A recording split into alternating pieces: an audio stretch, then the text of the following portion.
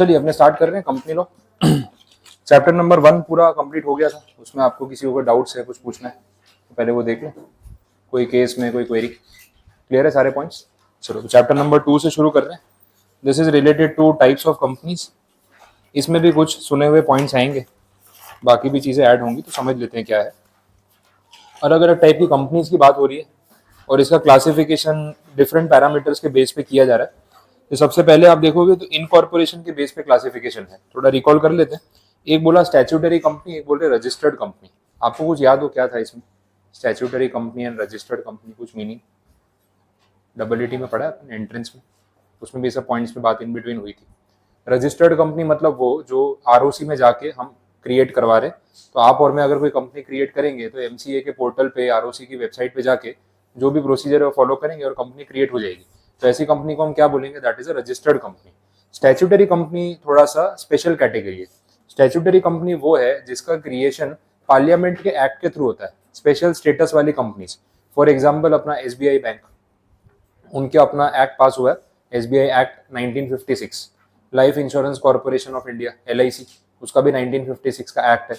अब एलआईसी एक कंपनी है, it is registered under the companies act, but उसके लिए पार्लियामेंट में एक स्पेसिफिक एक्ट बनाया, दैट इज एलआईसी एक्ट। तो दोनों के रूल्स उनको फॉलो करने होते हैं। अच्छा, कहीं अगर दोनों लॉज में कोई कॉन्ट्राडिक्शन हो तो कौन सा फॉलो करे और कौन सा छोड़ दें? स्टैट्यूटरी वाला या जो मतलब पार्लियामेंट का एक्ट है वो पहले फॉलो करना पड़ेगा, because LIC act LIC company के लिए स्पेशली बना है, तो वो स्पेसिफिक हो गया। कंपनीज एक्ट जनरल हो गया। तो अगर ऐसी कोई सिचुएशन है तो हम जनरल वाला जो है फॉलो नहीं करेंगे, चलेगा, स्पेसिफिक वाला तो फॉलो करना ही पड़ेगा। तो ये डिफरेंस हो गया बिटवीन स्टैट्यूटरी एंड रजिस्टर्ड। आप एग्जांपल्स लिख लो वहां पे, ऐसे दिए हुए हैं, ठीक है। आरबीआई और एलआईसी मेंशन किया, एसबीआई भी मेंशन कर सकते हो, वो भी चलेगा। आरबीआई का भी अलग से एक्ट है 1934 का, उसके बेसिस पे आरबीआई को क्रिएट किया गया। नेक्स्ट क्लासिफिकेशन लायबिलिटी के बेस पे, अनलिमिटेड और लिमिटेड लायबिलिटी, दो कैटेगरी में इसको बांट देते हैं अपन। एक लिमिटेड लायबिलिटी और दूसरा जो है अनलिमिटेड। इसके ऊपर अपन ने बात की थी कि भाई लायबिलिटी लिमिटेड होती है तो आपको लॉसेस का रिस्क कम हो जाता है, जितना इसमें लिखा है उतना ही नुकसान होगा, उससे ज्यादा नहीं होगा। अनलिमिटेड वाली जो लायबिलिटी है वो तो आपको समझ आ रहा है, फिर तो इसमें जितना भी लॉस होगा सारा पे करना पड़ेगा। पॉइंट ये है कि जब कंपनी ही बना रहे हैं तो ये कौन बनाएगा? फिर आप और मैं तो कंपनी बनाएंगे तो अनलिमिटेड लायबिलिटी वाली नहीं बनाएंगे। तो फिर इसका पर्पस क्या हुआ रखने का? अनलिमिटेड लायबिलिटी वाली category as an option available है, आपको यूज नहीं करना, मत करो। 99.9% लोग इसको यूज नहीं करते। लेकिन बहुत बार ना गवर्नमेंट कंपनीज होती है, सरकार कोई कंपनी बना रही है and they want some investment from the public too, और वो चाहती है कि भाई ट्रस्ट फैक्टर जो है वो बना रहना चाहिए। मतलब पब्लिक को ये नहीं होना चाहिए कि हमारे पैसे डूब गए तो सरकारी कंपनी कौन रिस्क लेगा। तो दे हैव एन ऑप्शन कि वो अनलिमिटेड लायबिलिटी वाली कंपनी फ्रेम करके ट्रस्ट फैक्टर बिल्ड कर सकती है कि भाई हम लायबिलिटी ले रहे हैं ना, आप पैसा लगाओ, जिसका जितना लॉस होगा उसका पूरा पैसा वापस मिलेगा, टेंशन लेने की जरूरत नहीं है। तो उस रीजन से अनलिमिटेड लायबिलिटी वाली कंपनी बनाना पॉसिबल है, अलाउड है, आपकी चॉइस है आपको बनानी है या नहीं, एक ऑप्शन दे रखा है, बाकी अपने ऊपर है। हम तो यही बनाएंगे लिमिटेड वाली। अब लायबिलिटी लिमिटेड है तो लिमिट क्या है, कैसे लिमिट सेट होती है? तो इसमें दो ऑप्शन है, एक है लिमिटेड बाई शेयर्स और दूसरा है लिमिटेड बाई गारंटी। अब शेयर्स तो आपको पता है, शेयर कैपिटल, जितने रुपए के आपने शेयर एक कंपनी में खरीदे उतनी आपकी जिम्मेदारी है, उससे ऊपर अगर नुकसान होगा तो you are not liable to pay. और गारंटी वाले केस में क्या होता है, कुछ आइडिया है किसी को? लिमिटेड बाई गारंटी पढ़ा हुआ है पहले, कुछ याद आ रहा है? हाँ, तो पैसा लगाते हैं कि सिर्फ गारंटी लेते हैं? आप दोनों बात बोल रहे हो। सिर्फ गारंटी लेते हैं, हम पैसा नहीं लगा रहे। लिमिटेड बाय गारंटी में ऐसा है, मेमोरेंडम में हम ये राइटिंग में कमिटमेंट देते हैं कि अगर इन फ्यूचर कभी कंपनी लॉस में गई और नुकसान हुआ और जरूरत पड़ी, हम इतना पैसा पे करेंगे। आज कुछ नहीं पे कर रहे, सिर्फ गारंटी दे रहे हैं। इसमें आपको पैसे आज देने पड़ते हैं, लेकिन गारंटी वाले में पैसे नहीं देने पड़ते। फिर बोला सर सब लोग गारंटी देके चले जाएंगे तो कंपनी में पैसा तो आया ही नहीं, तो शुरू कैसे होगी? तो ऐसी कंपनीज मोस्टली डेट से स्टार्ट होती है, पैसा फिर बाहर से उधार लिया जाता है ब्याज पे।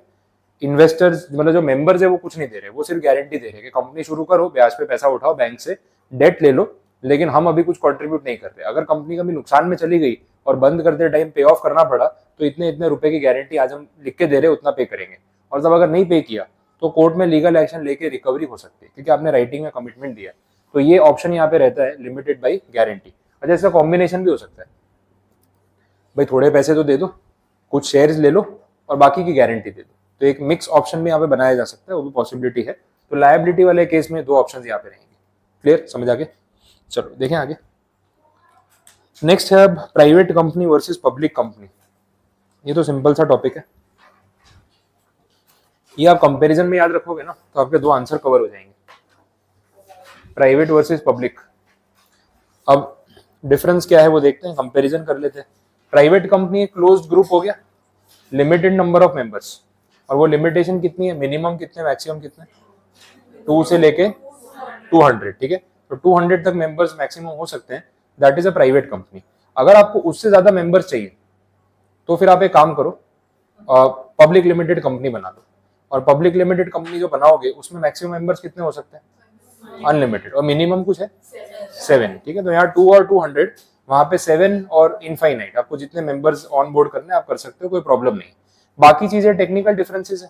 प्राइवेट कंपनी के नाम में मेंशन किया होता है प्राइवेट लिमिटेड या पीवीटी एलटीडी लिखा होता है, पब्लिक लिमिटेड में सिर्फ लिमिटेड लिखा होगा, ठीक है। तो ये सिचुएशन रहेगी, तो ये कंपैरिजन वहां पे आ जाता है। अच्छा, सिर्फ नाम में प्राइवेट लिख देने से कोई कंपनी प्राइवेट हो जाती है, ऐसा नहीं है। कंपनी के जो आर्टिकल्स होते हैं ना, आर्टिकल्स ऑफ एसोसिएशन, उसमें 3 कंडीशंस है जिसको हम बोलते हैं रिस्ट्रिक्शंस। अगर वो रिस्ट्रिक्शंस लिखे हैं तो एक्चुअल में वो कंपनी प्राइवेट है, अदरवाइज नहीं। अब ये रिस्ट्रिक्शंस है क्या, एक तो कि भाई 200 से ज्यादा मेंबर नहीं होंगे, दूसरा हम फंड रेज करने के लिए कभी पब्लिक इन्विटेशन या पब्लिक ऑफर नहीं निकालेंगे, और हमारे शेयर्स जो है वो फ्रीली ट्रांसफरेबल नहीं होंगे। ये 3 रिस्ट्रिक्शन अगर है तो एक्चुअल में वो कंपनी प्राइवेट लिमिटेड है। सिर्फ नाम में लिख दिया प्राइवेट लिमिटेड, आर्टिकल्स में ऐसा कोई रिस्ट्रिक्शन ही नहीं है, तो फिर वो प्राइवेट नहीं, वो deem to be a public मान ली जाती है। Condition clear? और पब्लिक लिमिटेड में सामने ऐसे कोई रिस्ट्रिक्शन वहां पे नहीं होते। क्लियर, समझ आ रहा है? यहाँ तक दोनों पॉइंट्स कंपेयर हो गए। बाकी डिफरेंसेस देख लेते हैं। प्राइवेट वर्सेस पब्लिक में क्या रहेगा, नंबर ऑफ डायरेक्टर्स जो कंपनी को मैनेज करते हैं। डायरेक्टर्स कौन होते हैं, क्या रोल होता है इनको, कुछ बेसिक आइडिया? डायरेक्टर्स क्या करते हैं कंपनी में, इनको अपॉइंट कौन करता है, इनका रोल क्या होता है, थोड़ा बहुत कुछ बताओ। हाँ, मीटिंग्स और वो सब कंडक्ट करना, बिजनेस डिसीजंस लेना, day to day activities manage करना, मैनेजरियल पर्सन। डायरेक्टर्स यही काम कर रहे हैं। इनको अपॉइंट कौन करता है कंपनी में, शेयर होल्डर्स या मेंबर्स? अच्छा, ये डायरेक्टर्स खुद शेयर होल्डर्स होते हैं या कोई प्रोफेशनल्स हो सकते हैं? मोस्टली प्रोफेशनल्स होते हैं, बट वो शेयर्स होल्ड कर भी सकते हैं, कोई ऐसा रिस्ट्रिक्शन नहीं है। अच्छा, नंबर ऑफ डायरेक्टर्स कितने होने चाहिए कंपनी में, इसमें भी कुछ क्राइटेरिया है। Minimum criteria is 2 and 3, private company में 2, पब्लिक में 3, एंड मैक्सिमम का नंबर होता है 15। एक कंपनी में मैक्सिमम 15 डायरेक्टर हो सकते हैं, उससे ज्यादा बढ़ाने हो तो उसका प्रोविजन है, लेकिन वो जब पॉइंट आएगा तब बात करेंगे। अभी आप मिनिमम क्वांटिटी ध्यान रखो, 2 and 3, समझ आ गया? तो प्राइवेट लिमिटेड कंपनी के नाम में प्राइवेट मेंशन्ड है, उसमें मिनिमम नंबर ऑफ मेंबर्स 2 है, मैक्सिमम 200 है, मिनिमम डायरेक्टर्स कितने, 2। अच्छा, इसमें एक और प्रोविजन कि भाई ये जो 2 से 200 की जो रेंज है, इसमें क्या इंक्लूड होता है क्या नहीं वो समझना है। कितनी बार ना लोग शेयर्स खरीदते हैं जॉइंट होल्डिंग में। जॉइंट होल्डिंग का मतलब एक शेयर के 2 मालिक है, जैसे हस्बैंड वाइफ ने जॉइंट शेयरिंग में होल्डिंग में शेयर्स खरीद लिए। तो अब जब काउंटिंग हो रही है नंबर ऑफ मेंबर्स की, ये जो 200 की लिमिट है, तो हस्बैंड वाइफ को या जॉइंट होल्डर्स को सिंगल मेंबर ट्रीट करे या 2 मेंबर ट्रीट करे, single member. Joint holders are always treated as 1, ये आपको ध्यान रखना है। तो सिंगल मेंबर काउंट होगा, ये एक कंडीशन होगी। दूसरा बात हो रही है एम्प्लॉइज की, कंपनी के एग्जिस्टिंग एम्प्लॉइज और कंपनी के पास्ट एम्प्लॉइज, अगर उनके पास कंपनी के शेयर्स हैं प्राइवेट कंपनी के, तो उन पे वो 200 लोगों की लिमिट अप्लाई नहीं होती, मतलब they can be in addition to 200, इनके अलावा 200 लोग हो सकते हैं, ये आपको ध्यान रखना है। तो एम्प्लॉइज जो है उस पर 200 की लिमिट नहीं है, और ज्वाइंट होल्डर्स को अपन 1 मानते हैं। अब इसका सिंपल मतलब मैं बता दूं, एक प्राइवेट कंपनी है प्राइवेट लिमिटेड, इसमें 200 यूनिक मेंबर्स हैं जो प्योरली आउटसाइडर्स है, जो एम्प्लॉइज नहीं है, और हमारी कंपनी के 25 एम्प्लॉइज ऐसे हैं जिनको हम इस कंपनी के शेयर दे रहे हैं। टोटल काउंट कितना हो गया? अब ये वैलिड है कि इनवैलिड है? वैलिड है। 200 मेंबर्स आउटसाइडर है ना, चलेंगे। ये 25 कौन है? कंपनी के एम्प्लॉइज है। अच्छा, यहाँ पे मैं एक और मेंबर ऐड कर दूं तो आउटसाइडर, 201 चलेगा? नहीं चलेगा। लेकिन ये 25 के बदले अगर 50 भी हो जाए ना तो भी फर्क नहीं पड़ेगा, समझ आया? तो मेरा बोलने का मतलब ये है कि past employees and current employees private company में अगर शेयर होल्ड करते हैं तो उनपे वो 200 की लिमिट एप्लीकेबल नहीं होती। ये लिमिट सिर्फ आउटसाइडर्स के लिए है, जो यूनिक मेंबर्स होंगे, जो कंपनी का हिस्सा नहीं है, सिर्फ इन्वेस्टर। ये पॉइंट क्लियर हुआ? अब इस सिचुएशन को ना केस बना के पूछ लेते हैं, आपको ऐसे ही कुछ नंबर फ्रेम करके दे देंगे, आपको बताना पड़ेगा कि ये चलेगा या नहीं चलेगा, तो प्रोविजन एक्सप्लेन करके आप कंक्लूड कर सकते हो। ठीक है, तो ये कुछ पॉइंट्स आ गए, और कंडीशंस देख लेते हैं।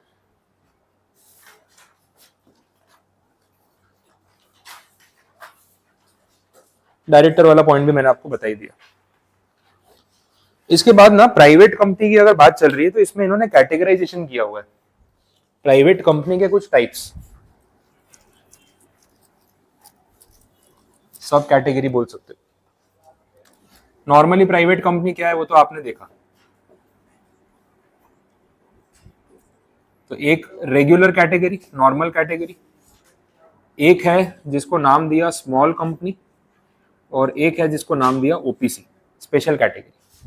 ठीक है, अब स्मॉल कंपनी और ओपीसी क्या है इसकी पूरी शॉर्ट नोट है, अपने पॉइंट समझ लेते हैं फिर आप देख लो। स्मॉल कंपनी जो है एक प्राइवेट कंपनी ही है, लेकिन कुछ रिसोर्सेज इसके लिमिटेड है, छोटी कंपनी, बहुत बड़ी प्राइवेट कंपनी नहीं है। अब पॉइंट क्या होता है पता है, जैसे अपने कंपनी बनाते हैं ना, प्रेशर आता है कंप्लायंसेस का, भाई ये रूल फॉलो करो, वो फॉर्म भरो, ये डेटा दो, आरओसी वाले पीछे पड़ जाते हैं, और इसमें टाइम, एफर्ट और पैसा वेस्ट होता है। आपको कंपनी सेक्रेटरी को हायर करना है, उनसे काम करवाना है, उनको फीस पे करनी है, आपका टाइम भी लगने वाला है। तो इन सब चीजों से ना छोटी कंपनीज रिलीफ मांगती है कि यार हमारा बिजनेस इतने छोटे स्केल पे है, आप इतना पेपर वर्क कराते हो, इतना तो हम कमाने पे ध्यान नहीं दे पा रहे जितना पेपर वर्क हो रहा है, और इसमें खर्चा लग रहा है, तो हमें कुछ रिलीफ चाहिए। तो स्मॉल कंपनी की कैटेगरी बनाई। अब उसको कैटेगराइज किस बेस पे किया, दो पैरामीटर है, एक है पेड अप कैपिटल और दूसरा है टर्नओवर। इसकी कुछ लिमिट्स है, अगर ये दोनों लिमिट वो कंपनी फुलफिल करती है, उससे नीचे उनका ये नंबर्स आते हैं, तो वो कंपनी एक स्मॉल कंपनी मानी जाएगी। और स्मॉल कंपनी होने का बेनिफिट क्या होगा, आपको कंप्लायंसेस में मिल जाएगा डिस्काउंट। तो आरओसी के जो नॉर्म्स हैं वो आपके लिए थोड़े ईज आउट हो जाएंगे, दैट इज द बेनिफिट। अब ये लिमिट क्या है ये आपको ध्यान रखनी है।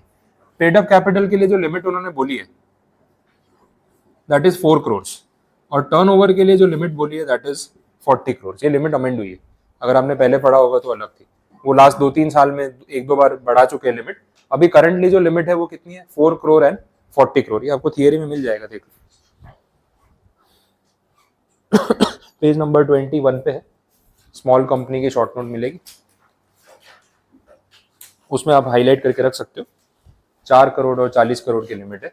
पहले एक टाइम पे ये 50 लाख और 2 करोड़ थी, फिर 2 करोड़ और 10 करोड़ की, अभी 4 और 40 हो गई है। तो आपके एग्जाम के लिए ये रेलेवेंट है, अमेंडमेंट का इफेक्ट है। अच्छा, अब इसमें और भी कुछ बोल रखा है, ये जो पेड अप कैपिटल है ना 4 करोड़, इसको बढ़ा के कहाँ तक लेके जा सकते हैं, 10 करोड़ तक। कहाँ तक लेके जाएंगे, 10 करोड़ तक। और ये जो 40 करोड़ का टर्नओवर की लिमिट है, इस लिमिट को बढ़ा के कहाँ तक लेके जा सकते हैं, 100 करोड़ तक। समझ आ रहा है, 10 करोड़ और 100 करोड़, तो ये लेवल तक जाने वाला अमाउंट है। अब इसका क्या इंपैक्ट है, क्या बोल रहे हैं एग्जैक्टली वो समझो। एग्जिस्टिंग लिमिट क्या है, 4 करोड़, लेकिन कभी इसको बढ़ाना हो, 5 करना हो, 6 करना हो, 8 करना हो, 10 करना हो, तो मिनिस्ट्री पार्लियामेंट में जाए बिना, अमेंडमेंट एक्ट लाए बिना कर सकती है।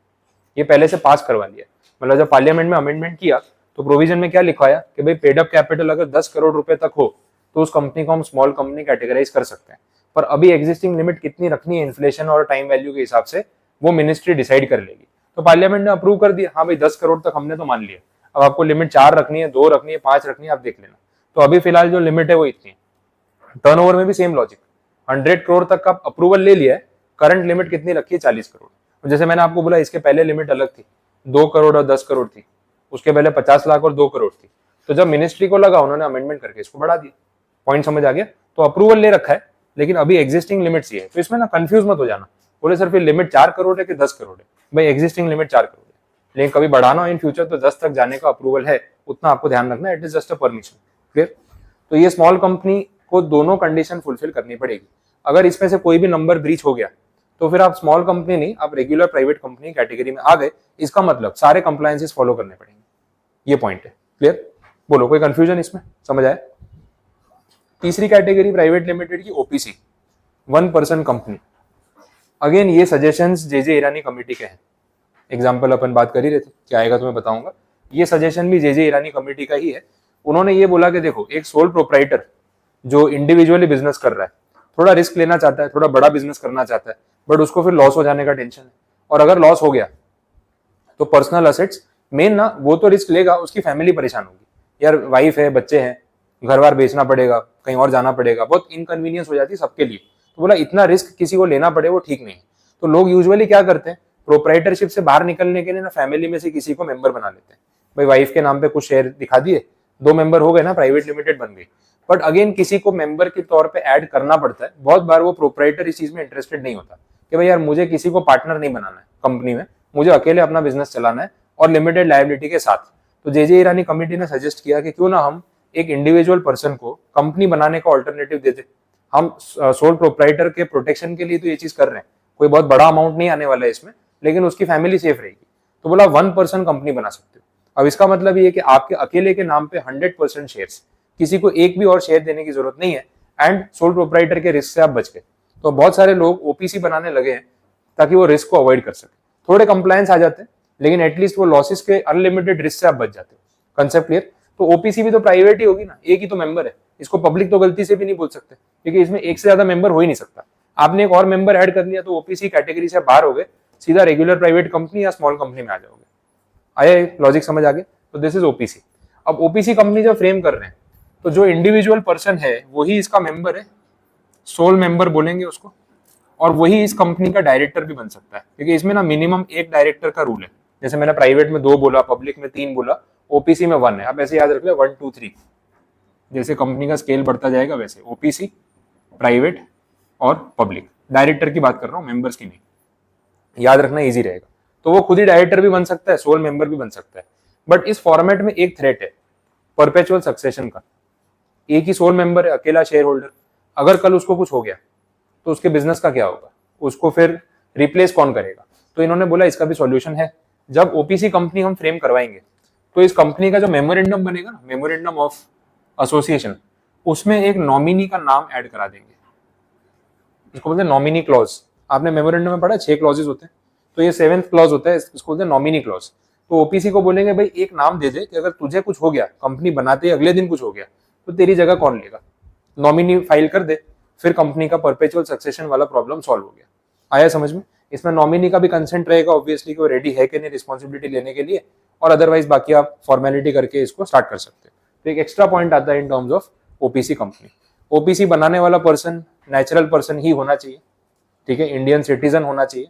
और नेशनैलिटी को लेके भी उन्होंने कुछ बोला है, रेसिडेंशियल स्टेटस का एक पॉइंट था, आप देखना पेज 20 पे आपको नीचे दिखेगा, मैंने हाईलाइट किया, उसमें थोड़ा चेंज आया था इसलिए मैं भी एक बार देख रहा हूँ। Natural person who is Indian citizen whether resident in India और अदरवाइज, दोनों चलेगा, पहले इसमें अदरवाइज वाला नहीं था। तो इंडियन सिटीजन होना चाहिए, पासपोर्ट इंडिया का होना चाहिए, नेचुरल पर्सन होना चाहिए, आर्टिफिशियल एंटिटी नहीं चलेगी, लेकिन रेसिडेंशियल स्टेटस इंडिया के बाहर का भी हो सकता है ना। What is exactly residential status? Income tax act के रूल्स के हिसाब से डिसाइड होता है। आप प्रीवियस ईयर में इंडिया में कितने दिन रहे, उस बेसिस पे डिसाइड होता है कि आप रेसिडेंट हो या नॉन रेसिडेंट हो। और ये स्टेटस एवरी ईयर चेंज हो सकता है, कि कौन कितने दिन कौन से देश में रहता है वो डिपेंड करता है। तो बोला रेसिडेंट है नॉन रेसिडेंट है चलेगा, बाहर भी रहता हो ज्यादा दिन चलेगा, लेकिन सिटीजनशिप इंडिया की होनी चाहिए और नेचुरल पर्सन होना चाहिए। तो ये एक रिक्वायर्ड पॉइंट है। इस पॉइंट को एक बार एग्जाम में क्वेश्चन के तौर पे यूज कर लिया था कि OPC company can be framed bye a non resident Indian citizen और नॉट, कमेंट, इस टाइप का क्वेश्चन 1 लाइन बना दिया। अब पूछना क्या चाह रहे हैं आपसे ओपीसी की शॉर्ट नोट, लेकिन सीधी नहीं पूछेंगे, ऐसे कोई पॉइंट रिलेट करा के पूछेंगे। अब 1 लाइन का आंसर तो दोगे नहीं आप, तो क्या करोगे, पूरा ओपीसी का फॉर्मेट समझाओगे एग्जैक्टली होता क्या है, और कंक्लूजन में ये क्लैरिफाई कर दोगे कि भाई रेसिडेंट होना जरूरी है या नहीं, वो आपका आंसर है। तो आराम से 3-4 मार्क्स का क्वेश्चन एक सेंटेंस के बेस पे बन जाता है। ये अप्रोच रहेगा एग्जाम में यूजुअली क्वेश्चन फ्रेम करने का, ठीक है। बाकी देखें, रेसिडेंट वाला देखो क्राइटेरिया है नीचे कि रेसिडेंट कब माना जाएगा। इंडिया में प्रीवियस ईयर में 120 दिन एटलीस्ट वो रहा हो तो उसको रेसिडेंट बोलेंगे, अदरवाइज नॉन रेसिडेंट। बट फर्क नहीं पड़ेगा, जब दोनों में अलाउ किया है तो फिर इट इज ओके, ठीक है। तो ओपीसी वाली स्टोरी यहाँ पे कवर हो गई। कोई कंफ्यूजन यहाँ तक कुछ नहीं समझ आया, क्लियर है? आप एक बार थियरी देख लो, 1% कंपनी और स्मॉल कंपनी वाला जो आंसर है उसकी थियरी पढ़ लो, उसमें ऐसा कुछ पॉइंट नया मिलता है आपको नहीं समझ आए तो बता देता हूँ, नहीं तो फिर आगे बढ़ते हैं।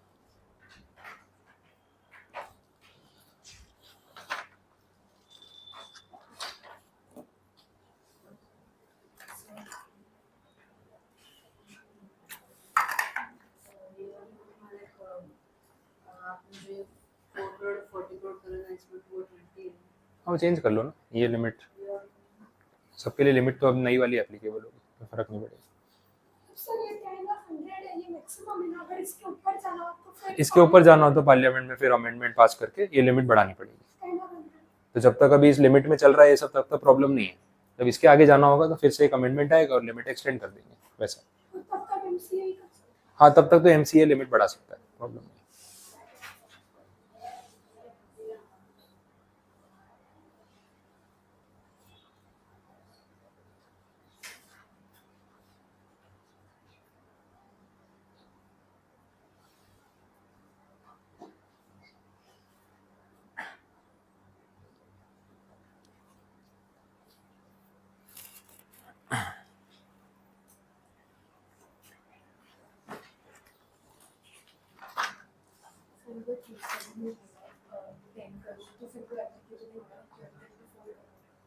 हाँ अभी तक तो 4 करोड़ मतलब केस स्टडी में पूछा तो हाँ तो आपको 4 करोड़ के हिसाब से आंसर प्रॉब्लम नहीं।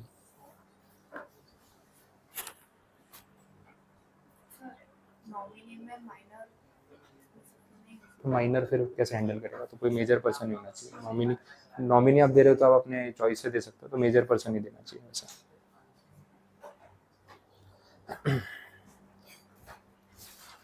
बोलो ओपीसी वाला आंसर। देखो बैकग्राउंड वाले में आपको जेजे ईरानी वाला रेफरेंस मिल ही गया होगा, ठीक है, तो वो पॉइंट ध्यान रहेगा। तो कहीं जेजे ईरानी कमिटी पे कोई क्वेश्चन आ गया तो थ्रू आउट द बुक जो आप ये एग्जाम्पल्स पढ़ रहे हो आप वो एग्जाम्पल्स वहाँ पे यूज कर सकते हो, तो आंसर में जो पॉइंट चाहिए वो बन जाएंगे। Position of OPC in India वाले में कंपनी के नाम में 1% कंपनी या ब्रैकेट में ओपीसी लिखा हुआ होना मैंडेटरी है, एक पॉइंट ये है। बाकी कंडीशंस तो मैंने आपको बता दी। मिनिमम 1 डायरेक्टर वाला पॉइंट भी आ गया, ये प्राइवेट कंपनी होती है वो भी हमने देख लिया, तो ये सब पॉइंट्स यहाँ पे कवर अप हो चुके हैं। लास्ट में जो पॉइंट दे रखा है ना वो ध्यान रखना, ये भी एग्जाम में यूज किया था एक बार, सेक्शन 3 का सबसेक्शन 2, एन ओपीसी में be formed either as a company limited by shares और कंपनी लिमिटेड बाय गारंटी और an unlimited liability company. Question यही पूछा था, can an OPC can be framed as a unlimited liability company. Logic लगाओगे तो लगेगा कि यार ओपीसी फिर अनलिमिटेड है तो क्यों बना रहा है, कोई भी नहीं बनाएगा, लेकिन सेक्शन में अलाउ किया है, बात वही अलाउ किया है, नहीं सही लगता मत बनाओ, ऑप्शन है ना, यूज करना ना करना आपके हाथ में। तो ओपीसी में भी अनलिमिटेड लायबिलिटी वाली कंपनी बन सकती है, legally it is allowed, guarantee को यूज नहीं करेगा इसको, बट प्रोविजन में उन्होंने रखा हुआ है, ठीक है वैसा। तो ये छोटा सा पॉइंट है, नहीं पता हो तो फिर कंक्लूजन नहीं आ पाता है, इसीलिए लिखा होना चाहिए। हाँ उसमें लायबिलिटी क्लॉज आता है, उसमें लिखा होता है कि लायबिलिटी लिमिटेड या अनलिमिटेड, वो मेंशन किया होता है।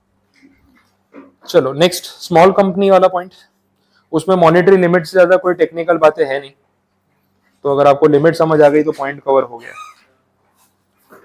ठीक है, पॉइंट कंप्लीट। बाकी देखें, अब इसको ना पब्लिक कंपनी से कंपेयर करा देता हूं, तो क्या वो आंसर आपका खत्म हो जाएगा। बीच में लिस्टेड वाला पॉइंट अभी छोड़ देना, वो बाद में देखते हैं। हाँ पब्लिक कंपनी के कंपैरिजन में हमने वैसे तो काफी पॉइंट्स देख लिए, सिर्फ नाम में प्राइवेट वर्ड नहीं आएगा, मेंबर्स की क्वांटिटी चेंज हो जाएगी, शेयर फ्रीली ट्रांसफरेबल होंगे, आप पब्लिक इशू निकाल सकते हो, ये सब बेनिफिट्स आपको वहां पे मिल जाते हैं, बट साथ साथ में कंप्लायंस बढ़ जाएंगे, वो ध्यान रखना है। बाकी पॉइंट्स में देखें, एक सब्सिडरी वाला पॉइंट भी है, अभी थोड़ा शॉर्ट में बता देता हूँ क्योंकि वो टाइप समझाना बाकी है। होल्डिंग एंड सब्सिडरी सुना है कुछ, पेरेंट कंपनी चाइल्ड कंपनी, एक कंपनी दूसरी कंपनी की कैपिटल में पैसा लगा के कंट्रोल अक्वायर कर लेती है तो वो सब्सिडरी बन जाती है। 50% से ज्यादा अगर पैसे आपने उस कंपनी में लगा दिए तो that company is your subsidiary. अब अभी इस पे पॉइंट ये है कि जब हम पब्लिक प्राइवेट की बात करते हैं, अगर मान लो एक पब्लिक लिमिटेड कंपनी कोई प्राइवेट लिमिटेड कंपनी में स्टेक अक्वायर कर ले कि इसके आधे से ज्यादा शेयर मैंने खरीद लिए और अब ये मेरी सब्सिडरी है, तो फिर वो सब्सिडरी कंपनी प्राइवेट मानी जाएगी या पब्लिक, ये पॉइंट है। तो इन्होंने बोला it will deem to be considered as a public company, मतलब पब्लिक कंपनी की सब्सिडरी प्राइवेट कंपनी नहीं हो सकती। अगर वो प्राइवेट की तरह रजिस्टर्ड है भी तो अब वो पब्लिक बन चुकी है, मान लिया जाएगा कि वो पब्लिक कंपनी है, भले वो अपना नाम चेंज करे ना करे, कंप्लायंसेस वही लगेंगे उसके ऊपर जो एक पब्लिक कंपनी पे लगते हैं। क्यों? क्योंकि उसकी पेरेंट कंपनी कौन है? Public company. समझ आ रहा है? तो पब्लिक कंपनी की सब्सिडरी चाहे प्राइवेट के नाम से काम करे या पब्लिक के नाम से, माना उसको पब्लिक ही जाएगा, रूल सारे पब्लिक लिमिटेड वाले फॉलो करने ही पड़ेंगे। ऐसी ये कंडीशन यहाँ पे आती है। ये होल्डिंग सब्सिडरी वाला आंसर अपने पढ़ेंगे उसमें भी आएगा और यहाँ पे भी इसका रेफरेंस आ सकता है। क्लियर? ये कंडीशन समझ आई? चलो, इसमें पॉइंट बोला है कहीं पे? अगर नहीं है तो फिर बाद में भी देख सकते हैं, क्योंकि होल्डिंग सब्सिडरी बाकी है ना। हाँ, प्रोवाइडेड दैट में है सेकेंड पॉइंट, इसलिए मैंने आपको रिलेट कराया। A company which is subsidiary of a company not being a private company shall be deemed to be public for the purpose of this act, even where such subsidiary company continues to be a private company in its articles. Simple example ले लो, अगर confusing लग रहा है तो कोई company का नाम use कर लेते हैं। अभी रिलायंस इंडस्ट्रीज लिमिटेड है तो this is a public company. अब इन्होंने कोई एबीसी प्राइवेट लिमिटेड है, प्राइवेट लिमिटेड, इसमें स्टेक अक्वायर कर लिया, एबीसी प्राइवेट लिमिटेड के 70% शेयर्स खरीद लिए, तो अब ये कंपनी रिलायंस की सब्सिडरी हो गई। ये प्राइवेट कंपनी के नाम से रजिस्टर्ड है, रिलायंस पब्लिक कंपनी है, स्टिल इस कंपनी को अब डीम टू बी पब्लिक बोला जाएगा। This ABC private limited is now deemed to be a public company, मान लिया जाएगा पब्लिक कंपनी है। ये बोलती है भाई हम नाम चेंज नहीं करेंगे, प्राइवेट लिमिटेड ही रहेगा, आर्टिकल्स भी अमेंड नहीं करेंगे। आरओसी बोलती मत करो, रहने दो ऐसे, कंप्लायंस से सारे वही फॉलो करना जो पब्लिक कंपनी करती है, बाकी आप नाम रखो प्राइवेट कंपनी, नाम में क्या रखा है, हमको कंप्लायंस से मतलब है, आपसे हम सारे वही कंप्लायंस कराएंगे जो पब्लिक कंपनी करती है। क्लियर, ये समझ आ गया? तो ये कंडीशन आपको ध्यान रखनी है। डन। बस तो ये पॉइंट था प्रोविजो, जो प्रोवाइडेड दैट, जो मैंने आपको प्रोविजो वर्ड यूज कराया था ना, वो इसके लिए आता है। तो ये पॉइंट को हाईलाइट करके रखना। नहीं नहीं ऐसा नहीं,